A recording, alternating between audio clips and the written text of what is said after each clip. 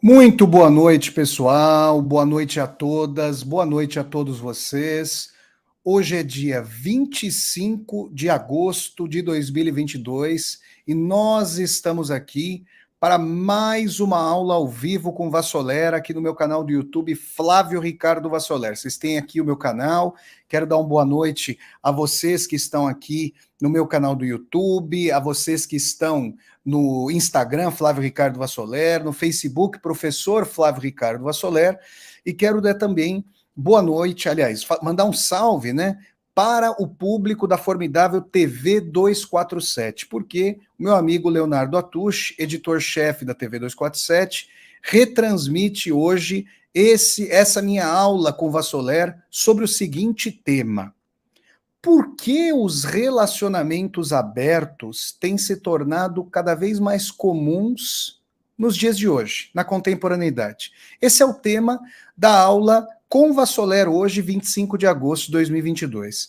Quero pedir a todas e a todos que deem um like aqui no vídeo, que curtam esse vídeo no meu canal do YouTube, que se inscrevam aqui no canal. Peço ao pessoal da TV 247 e ao pessoal aqui do meu canal do YouTube que eventualmente ainda não está inscrito, inscrita, olha aqui, ó, vocês podem vir até aqui o meu canal, vir até o meu canal, Flávio Ricardo Vassoler, se inscrevam, toquem a sinetinha para vocês receberem as notificações, e aí vocês contribuem sobremaneira para o crescimento da comunidade. Nós estamos chegando, um pouco mais de 2 anos de canal, a 60 mil pessoas aqui no meu canal. Quero agradecer a todas e a todos vocês. Um canal com aulas sobre literatura, cinema, filosofia, política, geopolítica, história e psicanálise. Então, quero agradecer a todas e a todos vocês aí pela participação, tá bom? Vocês podem mandar uma saudação paga, que é um super sticker. Olha só, já chegou aqui, ó, por sinal, ó, o Flávio Tadeu acabou de mandar aqui um super sticker. Muito obrigado ao meu xará, o Flávio, né? Tem o meu nome, Flávio, e o nome do meu pai Tadeu. Muito obrigado ao Flávio Tadeu pelo super sticker. Vocês podem mandar um super chat, que é uma pergunta paga, e se você estiver assistindo a essa aula de forma gravada, aqui embaixo você tem 2 botões, um botão que é o valeu para você mandar uma contribuição, e todo mundo pode se tornar membro humanista do canal, está aqui embaixo uma tecla chamada tornar-se membro, torne-se membro, e aí você apoia como membro humanista do meu canal, tá bom? Então, muito obrigado a todas e a todos vocês, e vamos lá, gente.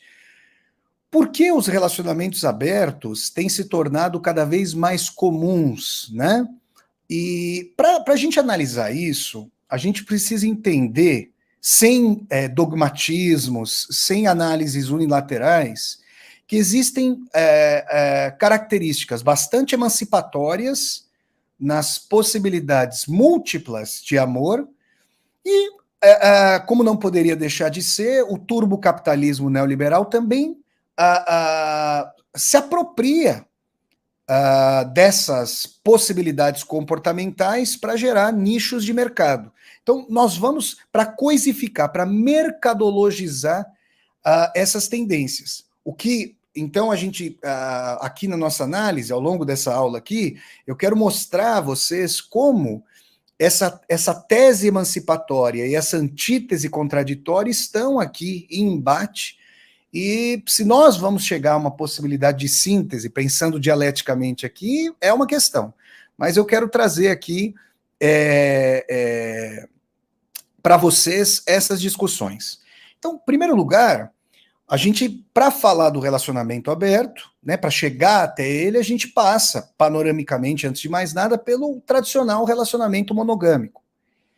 E aí a gente precisa fazer a seguinte pergunta: o relacionamento tradicional monogâmico era fechado, ou seja, ele era um relacionamento que não pressupunha que outras pessoas entrassem no seu âmbito? E se nós olharmos concretamente para a história do relacionamento monogâmico, é preciso dizer que não. Para os homens, numa sociedade patriarcal, o relacionamento monogâmico era uma convenção mais aos olhos dos demais, né, da sociedade, das famílias, porque a expressão da sexualidade masculina era exaltada para além da relação. Aliás, Aliás, as tendências mais conservadoras do judaico-cristianismo no Ocidente acabaram estabelecendo uma castração profunda em relação à sexualidade da mulher e, consequentemente, da sexualidade do homem também, de tal maneira que, dentro do relacionamento, com o objetivo de procriação, de gerar filhos, até determinado momento, a sexualidade era estimulada com esse objetivo, com o objetivo da procriação. Depois, o casamento passaria a ser dessexualizado. É comum em consultórios psicoterápicos ou psicanalíticos que maridos e esposas, maridos e mulheres, falem sobre a dimensão de que chamam. A esposa chama o marido de pai e o marido chama a esposa de mãe. Essas são dimensões que, numa sociedade machista, misógina, patriarcal, fizeram com que houvesse um estímulo para os homens buscarem sexo, buscarem a experiência sexual para além do casamento, seja em relacionamentos extraconjugais, seja em prostíbulos.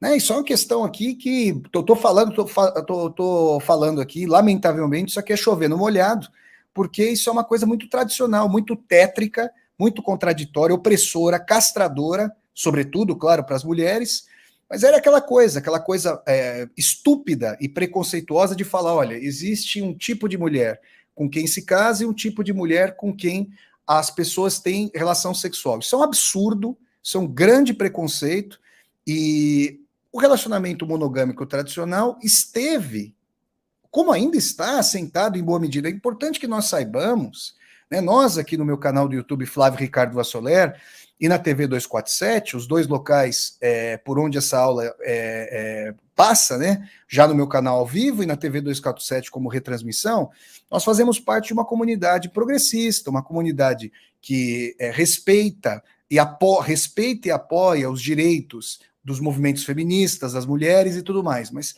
é importante que nós saibamos, e basta olhar o resultado da última eleição presidencial, a tragédia que houve no Brasil em 2018, para nós termos conta de que essa hegemonia monogâmica, com todas as hipocrisias que comporta, né, que ela comporta, ela graça na maior parte, não só do Brasil, como do mundo.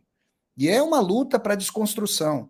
O que não significa, gente, que a relação monogâmica tradicional não comporte companheirismo, amizade. Não vamos falar sobre isso também. Agora, eu estou trazendo para vocês essa construção histórica, de um lado histórica, porque ninguém aqui vai... O que acontecia? A família monogâmica tradicional, ela estava assentada no poder econômico do paterfamilias, né, do homem. A mulher, e até pegando os textos bíblicos, estava subordinada à figura masculina, que era a figura provedora dentro da casa, e se colocava a dimensão de que a mulher cuidaria dos filhos. Né? Essa é a divisão sexual do trabalho patriarcal tradicional. Na medida em que, e aí percebamos o movimento histórico, na medida em que a mulher é convocada em massa para a esfera de produção, desde ali o princípio da Revolução Industrial, né? Se vocês se lembrarem, se vocês lerem o livro do Friedrich Engels, A Condição da Classe Trabalhadora na Inglaterra no século XIX, ou se vocês lerem o Oliver Twist, esse grande romance do Charles Dickens, vocês vão perceber o seguinte: mulheres, crianças, idosos, gestantes, estão trabalhando ali na linha de produção, uma tragédia. Linha de produção não, ali não havia ainda linha de produção, que é do início do século XX, mas nas tecelagens, nos teares, né? Sem respeito à jornada de trabalho, sem férias remuneradas, sem direitos trabalhistas, tudo isso é fruto da luta da classe trabalhadora. E quanto mais a mulher é convocada para a esfera pública, para a esfera de trabalho, mais a dominação inequívoca masculina dentro de casa é questionada e solapada, né? Então nós chegamos a um ponto ali com a Primeira e a Segunda Guerras Mundiais em que os homens estavam nos campos de batalha e quem produzia os armamentos nas fábricas para que os soldados, né, fossem mutilados como buchas de canhão dos grandes donos dos oligopólios mundiais eram as mulheres que estavam nas fábricas. Vocês percebem? As mulheres lá que estavam trabalhando em prol das suas respectivas forças armadas. Então, O papel da mulher, os movimentos feministas, trazem uma projeção fundamental. Gente, eu me lembro, né, ao ler a biografia do Dostoiévski, escrita pelo grande crítico literário estadunidense Joseph Frank, eu me lembro de que a época do Dostoiévski, ali meados do século XIX, havia discussões sobre se a mulher podia ter cabelo curto ou não, sobre se a mulher podia fumar ou não. Olha que retrógrado, um negócio assim vexatório. Que história é essa? Quer dizer, se nós ficamos escandalizados e escandalizadas com esse tipo de restrição às mulheres, né, é porque se desnaturalizou do consciente coletivo, veja, do consciente coletivo, esse patriarcalismo dado. Ou seja, se houve historicamente uma divisão sexual do trabalho que atribuiu determinadas características aos homens e determinadas características às mulheres, isso transmitido, essas características transmitidas de geração para geração, acabaram gerando arquétipos, padrões comportamentais. Então as pessoas sabem, né, quais são os padrões comportamentais tradicionalmente, historicamente associados aos homens. Força, violência, que resolva no grito ou na porrada, olha que horror. Só horror, né? Só horror. Que seja belicoso, que não chore, que não expresse emoções, e aí, virando de ponta cabeça, o que tradicionalmente se atribuiu, né, as características tradicionalmente atribuídas às mulheres, singeleza, delicadeza, concórdia, diplomacia, amorosidade, preocupação aí com a beleza, vaidade. Então, vocês percebem que esse tipo de construção ele começa a se embaralhar. Né? Por quê? Porque se as mulheres passam a ocupar cada vez mais e querem ocupar com todo o direito, né, a esfera do trabalho, querem chegar a posições de comando, querem ganhar mais, querem ganhar, na verdade, o mesmo que os homens ganham para as mesmas funções. Né? O que é totalmente justo e democrático. Né? É claro que com o domínio masculino de empresas, de partidos políticos, de organizações sociais, movimentos, mesmo movimentos sociais progressistas, tem uma maioria masculina na cúpula, a gente percebe isso.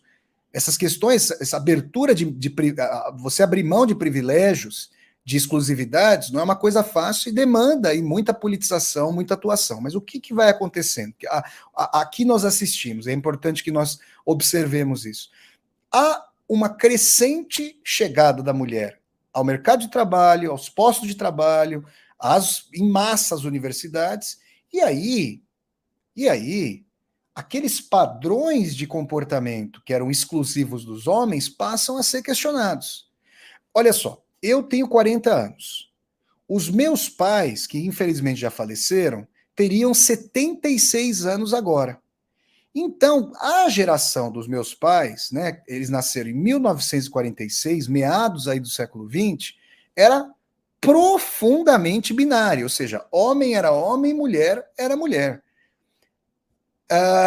Como filho da classe trabalhadora brasileira, ali de São Bernardo do Campo, e mesmo na classe média com a qual eu convivia ali nas escolas onde eu estudei, a gente percebia que esse caráter binário ainda era forte quando eu era criança no fim da década de 80, começo da década de 90, e ao longo da década de 90, quando eu era adolescente.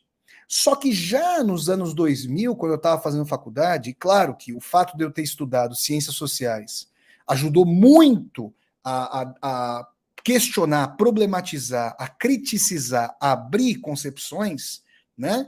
Fez com que eu percebesse que os valores estavam mudando e mudando em determinados grupos, em determinados seios, com bastante rapidez.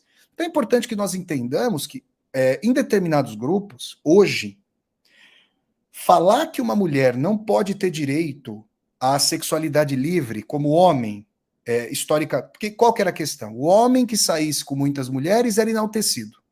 A mulher que saísse com muitos homens era criticada, rotulada, taxada. Né? Nós sabemos disso, é um absurdo. Então, em determinados grupos, uma mulher que tem uma atitude sexualmente livre, que possa ter quantos parceiros ou parceiras, todas as formas de amor, são válidas, são democráticas, são livres formas de exprimir a afetividade das pessoas. Então, a mulher que quiser ter quantos parceiros ou parceiras for da sua vontade, em determinados grupos, é vista como livre. É verdade que em vários setores da sociedade, graçando o conservadorismo, inclusive o conservadorismo popular, ainda há uma rotulação, e rotulação muito forte, contra as mulheres. Mas isso vem se alterando. Então, o relacionamento aberto, ele, a gente vai ver já já que ele dialoga com essas transformações histórico-estruturais sobre as quais eu estou falando. Por quê? Porque se a monogamia tradicional estava assentada num acordo em que ambos renunciavam à possibilidade de ter relacionamentos conjugais ou relacionamentos sexuais com outras pessoas, a se aproximarem eroticamente de outras pessoas. E, na verdade, era muito mais a mulher que fazia essa renúncia do que o homem que dava os seus cambalachos, né, fazia suas traições.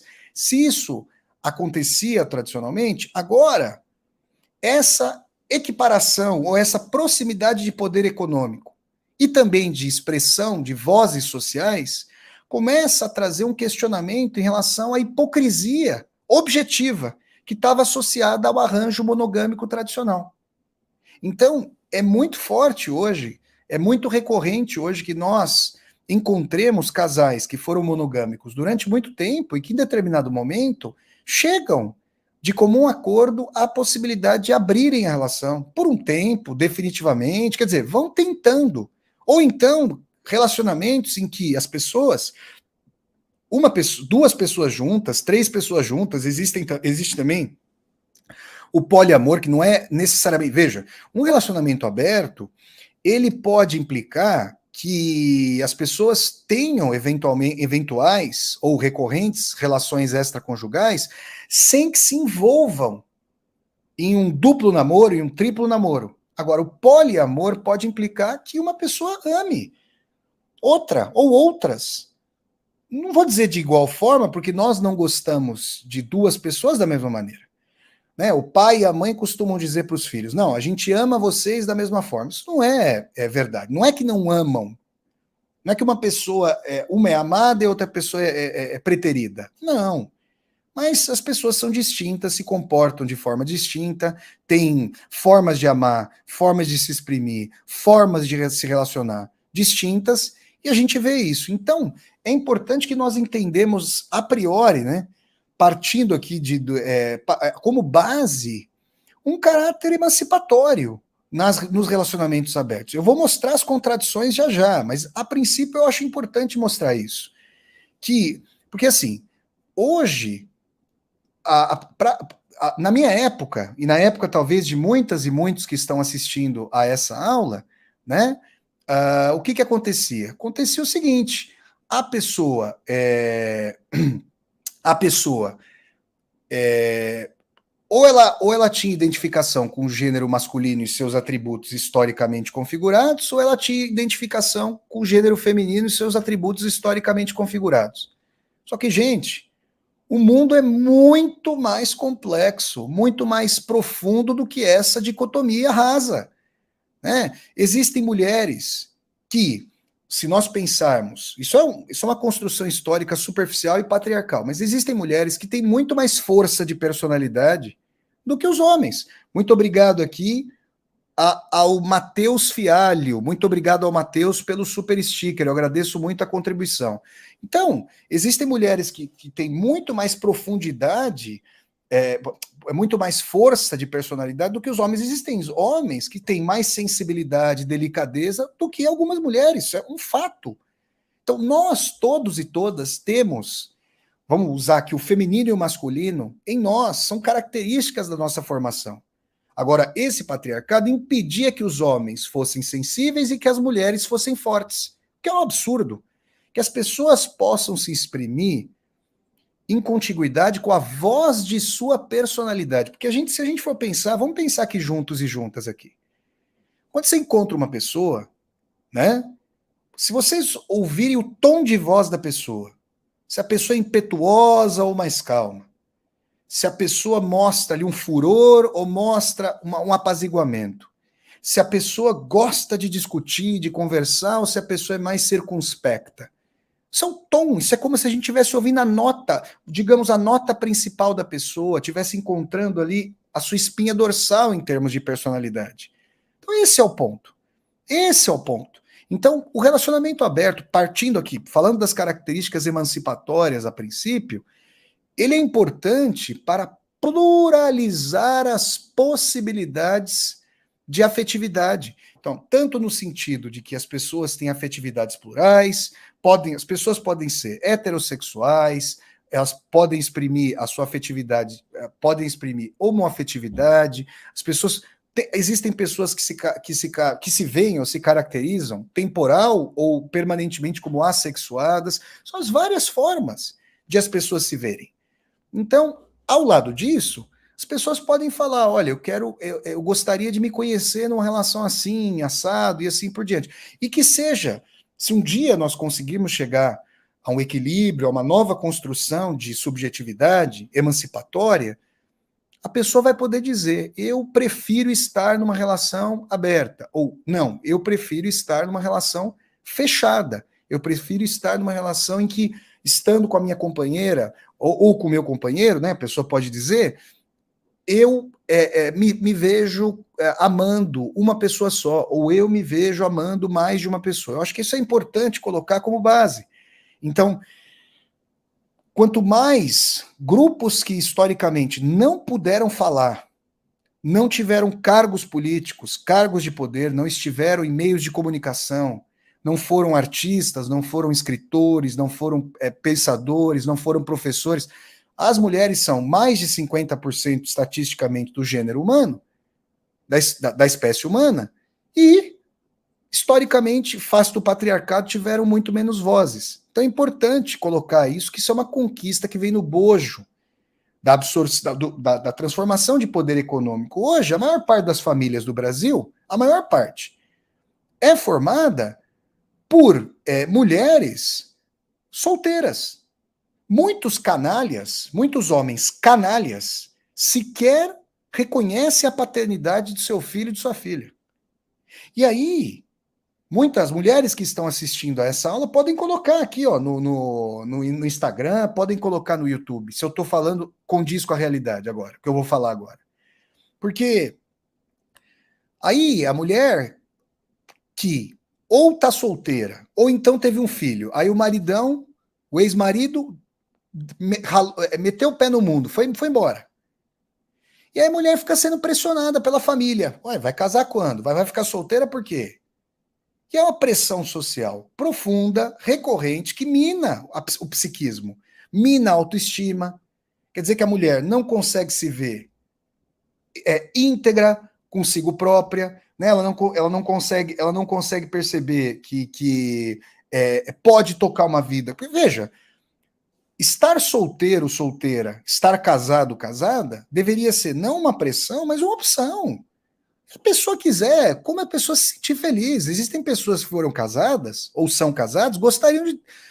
Pessoas que foram casadas falam assim: eu nunca mais caso na minha vida. E existem pessoas solteiras que falam: poxa vida, olha, eu gostaria, eu me sinto sozinho, eu me sinto sozinha. Estão percebendo, gente? Então eu gostaria de apontar essa correlação entre o questionamento de um modelo patriarcal, porque hoje, gente, essas vozes, elas querem autodeterminação. Então, porque se nós temos homens e mulheres com sexualidade mais livre e aberta, então a experimentação que os homens sempre fizeram, agora pode chegar às mulheres, e é justo que chegue. Então, acho que isso está bem claro. Muito bem. Agora a gente começa a pensar por outro lado, né, a contrapelo. Porque, assim, existem também características positivas nas relações monogâmicas tradicionais.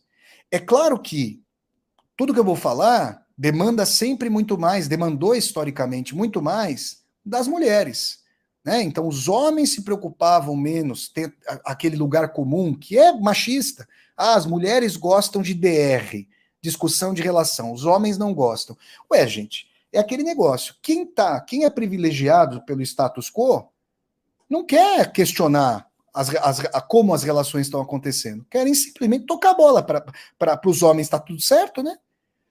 E as mulheres se sentem, das mulheres se demanda um aprofundamento, um contato com a emocionalidade que é o rechaçado para os homens.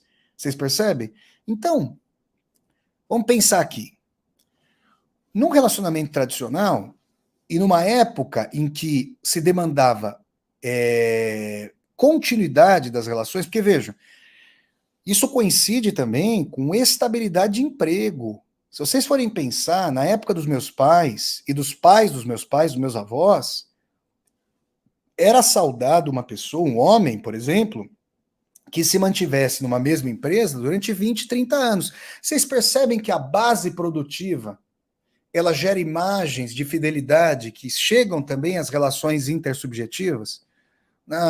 Eu não gosto muitas vezes dessa dimensão mais mecanicista de infraestrutura e superestrutura, de um marxismo mais tradicional. Não é o meu caso, claro que eu fui influenciado pelo Marx, mas é interessante pensar nisso, né? Você vê uma correlação entre o modelo produtivo, o modelo de trabalho nas empresas de outrora, foi o modelo da minha mãe e do meu pai, que ficaram numa mesma empresa durante mais de 20 anos cada um, e a forma como se observavam os relacionamentos, como os relacionamentos eram construídos. E nesse caso, olha, eu assisti no relacionamento dos meus pais, e vocês certamente assistiram nos relacionamentos dos pais de vocês, a situações em que, às vezes, mesmo permanecendo casados, cada um parecia estar mais no seu canto do que qualquer outra coisa. Passavam por discussões, passavam por desentendimentos, por vezes estavam mais próximos, outras vezes estavam mais desgarrados. Você percebia que ora se gostavam mais, ora parecia que não se gostavam. Isso é o relacionamento de muitas e muitas pessoas. Mas existia uma dimensão que eu considero muito importante de resistência, de entender que a vida não é feita de narcisismo, a vida não é um pirulito doce, ela envolve muitas durezas, muitas dificuldades. E eu me lembro de momentos, por exemplo, dos meus pais em que, quando compraram a casa, eu já contei essa história aqui no meu canal do YouTube, agora eu vou contar só rapidamente um ponto, mas eu me lembro de que meu pai e minha mãe ficaram muito próximos, mas muito próximos. Eu era muito criança, era o fim ali da década de 1980, não tinha nem 10 anos de idade.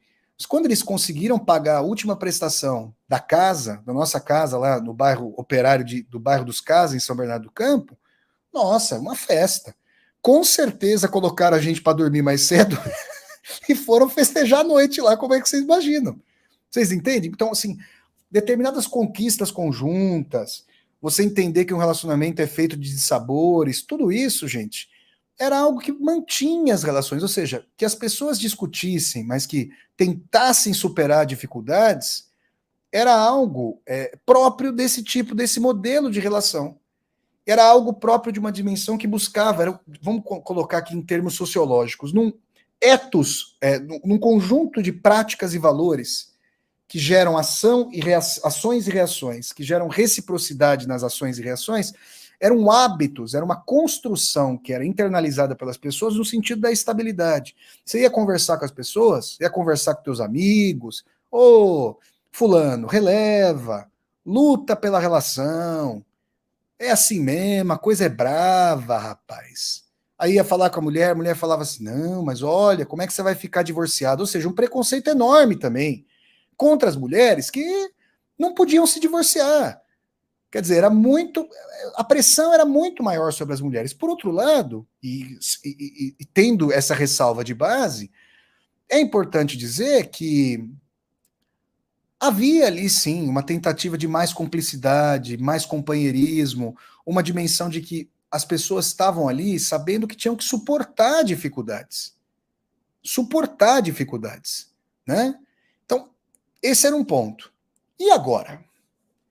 Olha, gente, agora nós temos uma sociedade turbocapitalista neoliberal. Por que eu falo turbocapitalista? Porque agora, desde o fim da União Soviética, o capitalismo arreganhou os caninos, né?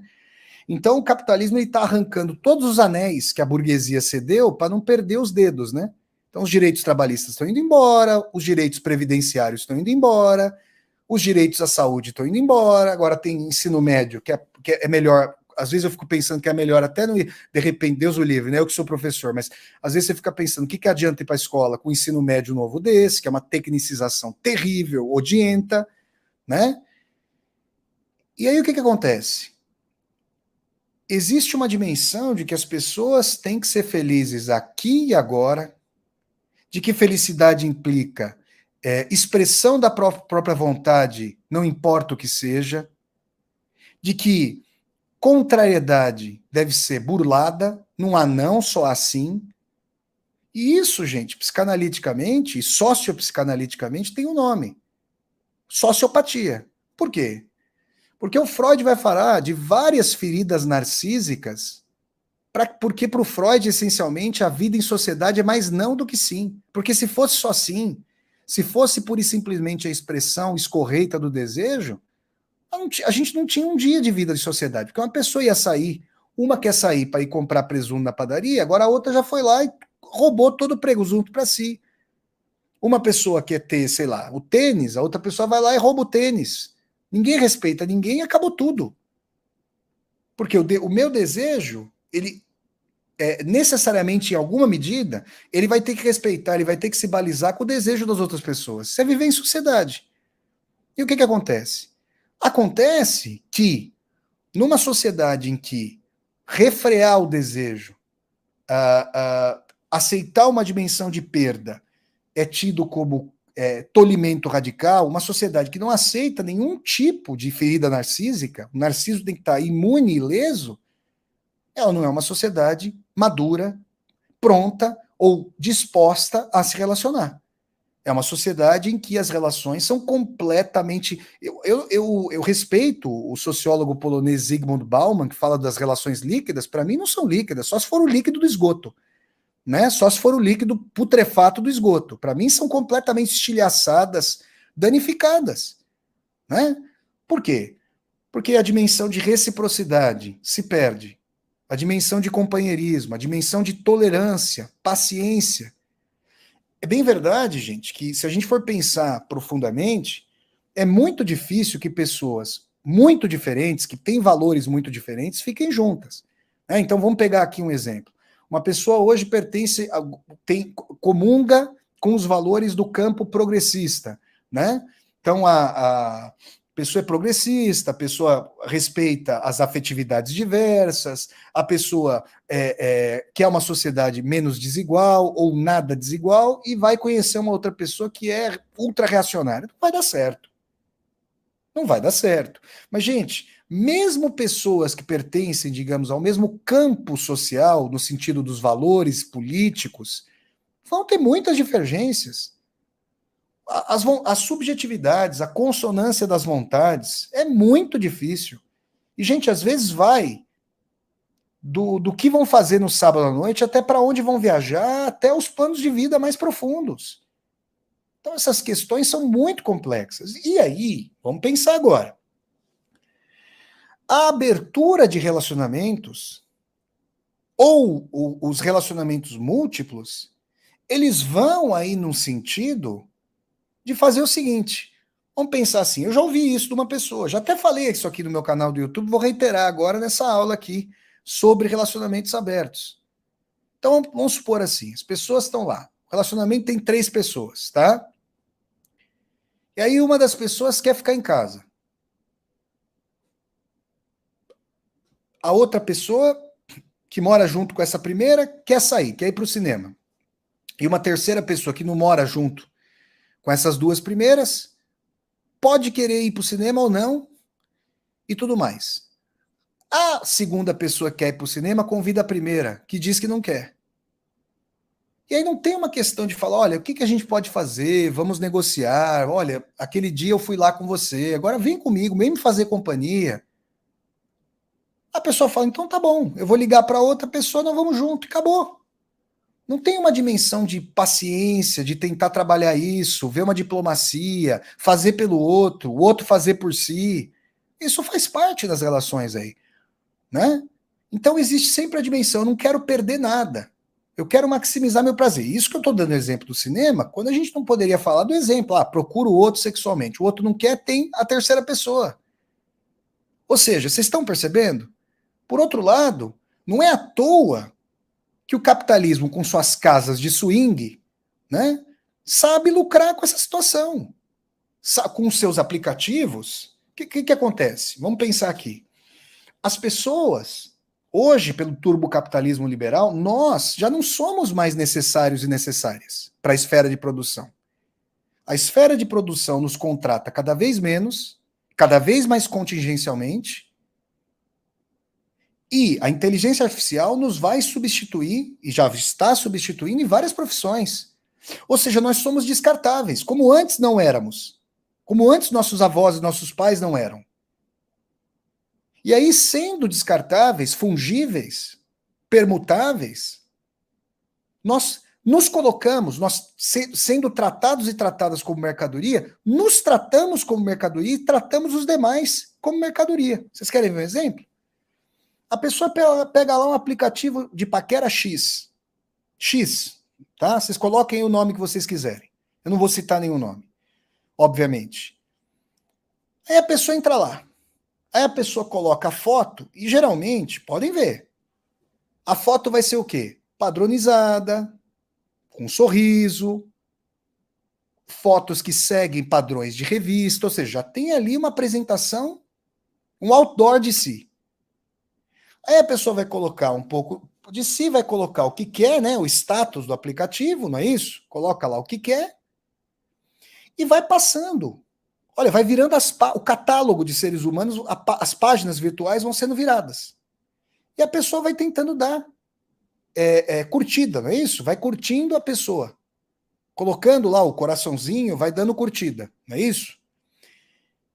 E aí é o seguinte, a pessoa começa a conversar com uma pessoa, com outra, uma primeira, uma segunda, uma terceira, uma quarta, uma quinta, uma sexta. Aí sai com uma. Não deu. Ou deu e não foi, vamos dizer assim, não bateu a química. Deu, vai, continua. Não deu, vai passar para frente, descarta. É igual uma lata de molho de tomate. Usou o molho, o que você faz com a lata? Ou você usa como potinho, ou você joga fora. Como é que você vai conhecer alguém saindo uma vez só? Como dizia minha avó Nena, de uma outra época, como eu estou tentando mostrar a vocês, você precisa comer um saco de sal junto com uma pessoa para conhecer e olhe lá. Mas não vai acontecer isso. Não está acontecendo isso. Dificilmente essa tendência, pelo menos olhando a estrada para onde a gente está indo, vai ser revertida. As pessoas não querem saber. Não tem. Pensa diferente, minimamente. Gosta de uma coisa. Eu gosto da música X, o cara gosta da música Y. Ih, já não dá. Vambora. Parte para outra. E aí as pessoas vão pegando retalhos do que querem e vão tentando montar aí um Frankenstein. Lembrem, vocês se lembram aí do boneco do Dr. Frankenstein, da Mary Shelley, né? Formado de várias partes. Não vão encontrar nunca isso. Vocês estão entendendo? É uma dimensão, a nossa época, ela tem uma dificuldade muito grande de aceitar a incompletude. A vida é incompleta, a vida é insuficiente por excelência. Quem tenta dotar a vida de sentido somos nós. Nós é que tentamos fazer isso. Então, a gente ouve as pessoas, eu muitas vezes, gente, eu faço umas lives aleatórias no Instagram só para relaxar, estou trabalhando também, mas dá para dar uma relaxada, e eu ouço às vezes o que as pessoas dizem, não, porque o amor é isso, é aquilo que eu quero, a pessoa... Outro dia as pessoas estavam falando, quase que eu falei assim, nossa, vocês já acharam a estátua que vocês querem? Porque essa pessoa que vocês estão querendo aí parece uma estátua. Parece uma estátua. Não tem um defeito. Será que essa pessoa tem chulé? Tem mau hálito? Será que tem flatulência involuntária? Eu estou brincando aqui, brincando a sério, que são coisas nossas. Vocês percebem? Então aí a gente começa a perceber que essa mercadologização pelo capitalismo do eu, de nós, ela se reflete em como a gente vê o mundo sem pensar. Isso está automatizado. O ser humano é muito mimético. Essas tendências vêm dos grandes meios de publicidade, dos grandes meios corporativos, da grande mídia, dos grandes filmes. E, obviamente que eu estou falando ali do país que é o seio de construção de subjetividades coisificadas. Não que a sociedade americana, a sociedade estadunidense, a sociedade seja assim, mas Hollywood, esses meios coisificados fazem isso. E aí as pessoas vão comprando essas histórias. Comprar mesmo é o termo. Com ou sem dinheiro, imediatamente. Vocês percebem? Então aí a gente consegue entender. Ô Vassoler, mas pera lá. Você começou essa aula aqui com o Vassoler dando, dando uma dimensão de que há características emancipatórias nos relacionamentos abertos. Agora você mostra que há contradições, e você também falou de contradições dos relacionamentos monogâmicos tradicionais, e agora falou de características que são emancipatórias. Pois é, gente. Porque como eu sempre costumo dizer aqui no meu canal do YouTube, Flávio Ricardo Vassoler, ó, tá aqui, ó, a cor da vida é cinza. A vida é cinzenta, nebulosa, contraditória, complexa, cheia de nuances e matizes. A vida é cinzenta, né? Não é estanque. E a gente vai percebendo que, junto com características emancipatórias, pode haver características que eu diria contraditórias, ou mesmo regressivas. Pessoas que não têm disposição a participar da vida do outro, pessoas que só querem falar e não sabem ouvir, as pessoas, eu sugiro que as pessoas peguem um espelho e relacionem-se com o próprio espelho, como o Narciso, né? Olhando para as águas. Sabe aquela história, por exemplo, você vai fazer uma viagem, tá? Imaginem aí, você vai fazer uma viagem, ou você acaba de conquistar uma coisa, aí você liga para um amigo, para uma amiga, aí você quer contar que você vai fazer uma viagem, que você conquistou uma coisa arduamente conquistada. Mal a pessoa ouve o que você tem a dizer, ela já quer falar: ah, mas eu já fui para esse lugar. Ah, mas eu conheço esse lugar. Ah, mas você foi para tal lugar? Será que você foi? Porque eu fui. Então a pessoa não quer te ouvir, ela está competindo com você. E ela muitas vezes está ressentindo em relação ao que você diz, antes mesmo de te ouvir. Relações assim, gente, podem prosperar, podem florescer? Não. Porque a pessoa que está dizendo sente que tem uma outra pessoa que compete consigo. E a pessoa que está ali falando, ela sente que a outra pessoa diminui. Então, quer dizer, é um cabo de guerra. Aí não é à toa que a gente percebe como as relações estão danificadas, alquebradas, ninguém consegue, todo mundo quer falar, ninguém consegue ouvir. As pessoas não conseguem realmente ter a experiência da alteridade nesse caso. Que é assim, olha, o meu conflito não é quando uma pessoa X diz para outra, conta a sua história, ela não quer diminuir a história da outra pessoa, ela não quer dizer que a outra pessoa deve se pautar pelo que ela está contando, ela tem simplesmente estar se expressando. E que ela saiba falar e saiba ouvir. Isso está muito em falta, gente. Muito em falta. Sentido de comprometimento, né? Sentido de entrega, de empatia, de ter respeito. Né? Então, por exemplo, vou dar um outro exemplo aqui para vocês. Numa época de maior estabilidade econômica, de postos de trabalho, a dimensão dos horários era algo muito importante. E, gente, veja, chegar no horário em um trabalho, né? Chegar a um trabalho no horário e combinar com alguém um jantar, um almoço, né? Jantar com alguém ou almoçar com alguém, chegar no horário, isso não é uma questão burocrática. Isso é uma questão de respeito. Claro que numa cidade como São Paulo, né, para falar da cidade onde eu morei aí no Brasil, onde eu morava aí no Brasil, olha, você tem que se preparar com 2, 3, se não for 4, dependendo de onde você mora. A maior parte da população mais pobre, que mora nas periferias, tem que se preparar 4 horas de antecedência, que é uma tragédia. O trânsito, transporte público difícil, se bem que melhorou com os corredores de ônibus e precisa melhorar mais com a expansão do metrô, como a gente sabe. Vocês percebem, não? Agora, hoje você não tem praticamente distinção entre, vejam só, a esfera pública, a esfera do trabalho e a esfera privada. As pessoas trabalham em casa, as pessoas não têm mais horário discernível, vocês percebem? E aí, o que acontece? É a pessoa que marca, em cima da hora fala, não, olha, vamos marcar tal hora, vamos desmarcar, vamos para lá, vamos para cá. Cadê o respeito? Vocês percebem o narcisismo estrutural? E as pessoas nem se dão conta de que isso é uma tragédia. E tem também uma questão. A literatura. O que seria da literatura e da filosofia sem o tema do amor, sem os relacionamentos amorosos? Nada, né? Os grandes textos. Eu tive logo nas viagens de Vassoler, vocês vão ver os vídeos meus em Verona, né? Eu estive lá em Verona, e foi para casa do Romeu e Julieta, aliás, da Julieta, né? E aí me lembrei desse fator e tudo mais. Então, numa relação amorosa, a pessoa que se importa menos, ela muitas vezes tem as rédeas da relação. É muito triste isso, mas é verdadeiro. Seria interessante que as duas pessoas, ou as três pessoas, tivessem a rédea ao mesmo tempo. Isso é difícil de acontecer, por vezes acontece, mas não é fácil. E a gente percebe que importar-se menos, mandar menos mensagens, ser menos amoroso, afetuoso, é um fator de que o outro busque. Aí ninguém quer buscar ninguém. Vocês percebem? A Márcia, muito obrigado aqui para Márcia de Souza Lino, e está falando assim, peraí, deixa eu ver aqui. Se entende bem, do ponto de vista de Freud, procurar poligamia, relacionamento aberto, seria um sinal de não aceitar a vida como ela é. Ou estou viajando? Obrigado, Márcia.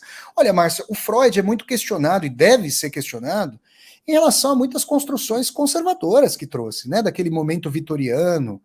Né? O Freud, que é o grande decifrador de um inconsciente com as suas pulsões, as mais tresloucadas, teve na sua vida, muitas vezes, adstrito a determinados papéis ali mais tradicionais.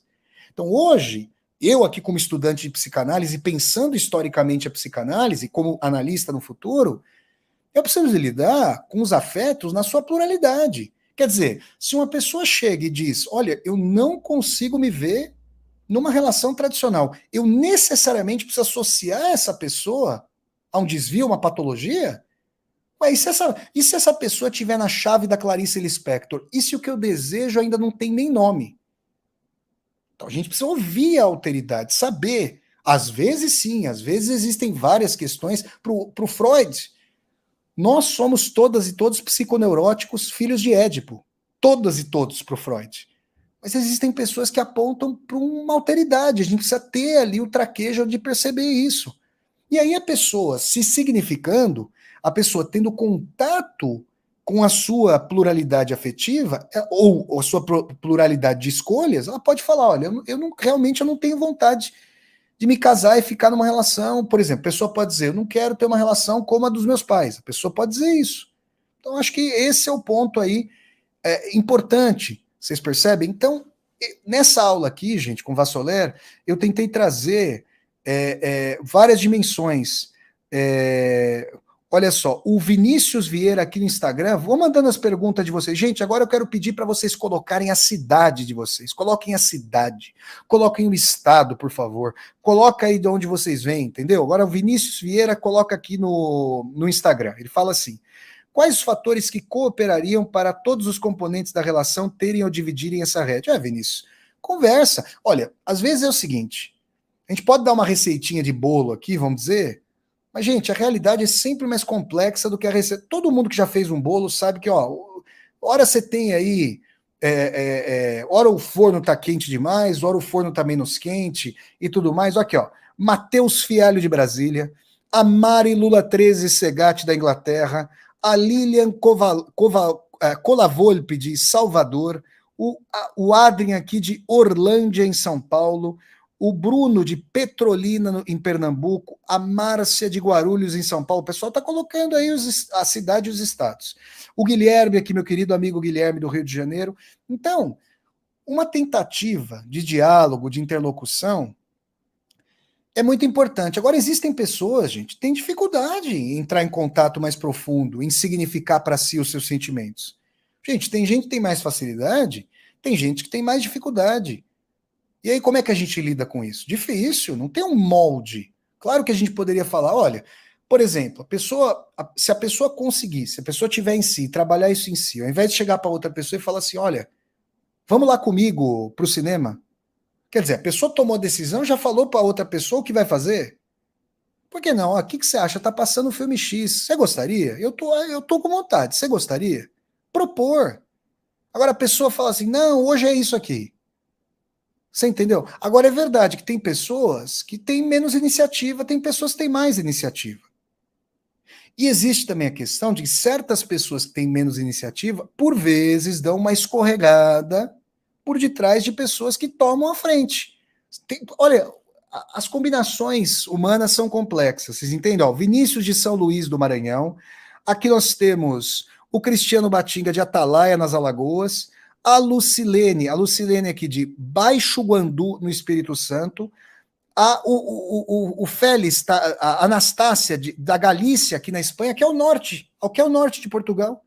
Eu tive na Galícia aqui, onde fica Santiago de Compostela, está 2 horas e meia de Braga. Olha só, a Mari Lula Segatti está dizendo assim, ó, eu descobri que sou a minha melhor companhia, então, tá vendo? Eu acho o seguinte, a pressão, a Mari Lula Segatti pode dizer se eu estou correto ou não, se eu estou fazendo uma análise próxima do chão sofrido da vida ou não, que é a vida de todas e todos nós, a pressão existe, sobretudo em relação às mulheres. Em determinados meios, essa pressão é arrefecida. Nos meios mais tradicionais, ela é forte. Olha lá, Daniela de Belo Horizonte, Suzy Cabral, Caruaru, em Pernambuco, Marcos de Feira de Santana, na Bahia. Vocês estão vendo? Então, eu gostaria que nós refletíssemos.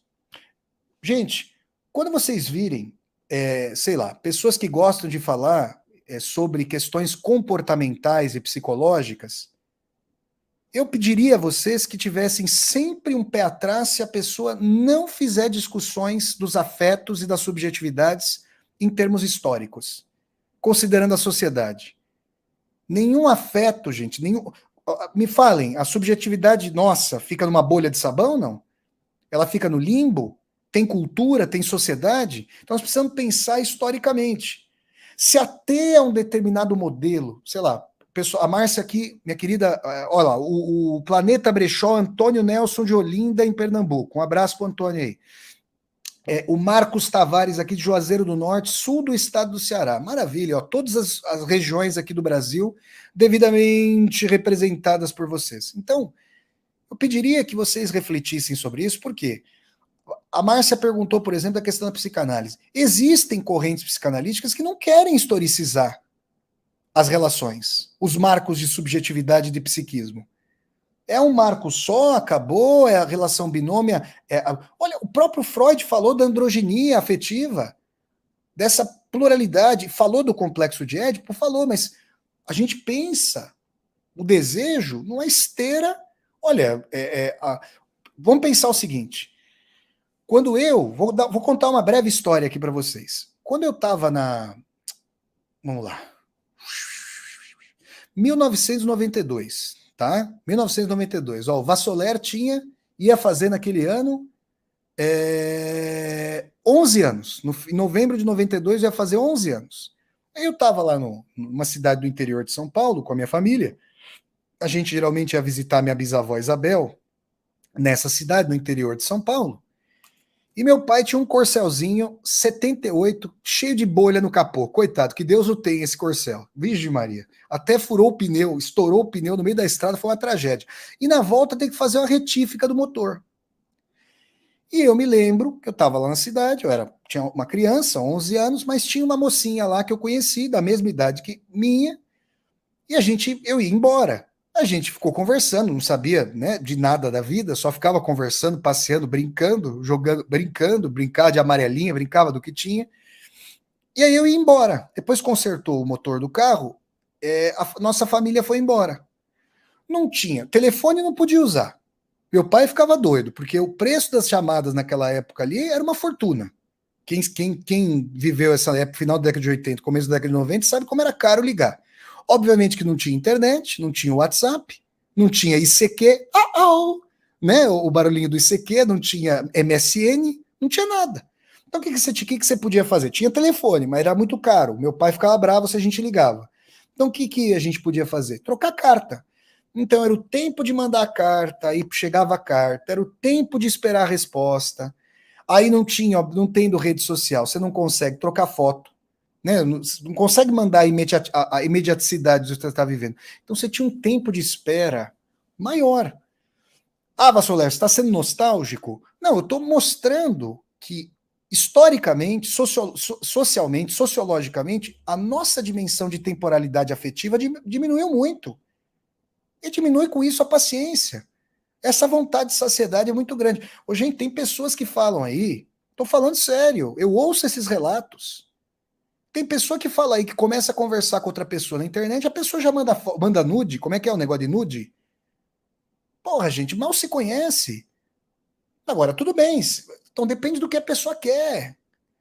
Mas tem pessoa que não se conhecendo é difícil. O processo de conhecer-se, gente, nunca é completo. Você vai vivendo consigo ao longo da vida. E claro que chega um momento que, com tanta vivência de si, você vai se conhecendo, você vai sabendo de si, né? Então, se a pessoa se conhece, ela fala assim, não, o que eu quero? E por vezes isso pode implicar que a pessoa tenha mais dificuldade para estar em relações ou fique mais sozinha. Mas às vezes, gente, e se a pessoa gosta da companhia de si, pode ser uma boa pedida. Tá bom? Então, gente, eu gostaria são muitas as colocações de vocês aqui. O pessoal está falando aí, ó. Olha só, o Flávio Tadeu falando assim, ó, eu penso que a pessoa tem que estar bem resolvida consigo mesma, o que não é fácil, e não esperar a solução de sua vida através da outra. E isso é muito. Tem muita gente que fala assim, não, eu me casar, resolvi minha vida. Agora é para valer, agora vai. E não é assim, gente. A incompletude vai estar lá.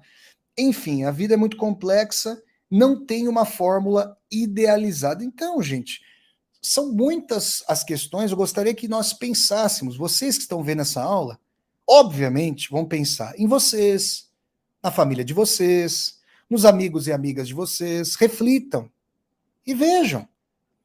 Então, quem achava que eu ia fazer uma crítica unilateral ao relacionamento fechado e um elogio unilateral ao relacionamento aberto, ou vice-versa, que eu ia fazer uma apologia unilateral ao relacionamento fechado e uma crítica unilateral ao relacionamento aberto, acabou caindo do cavalo.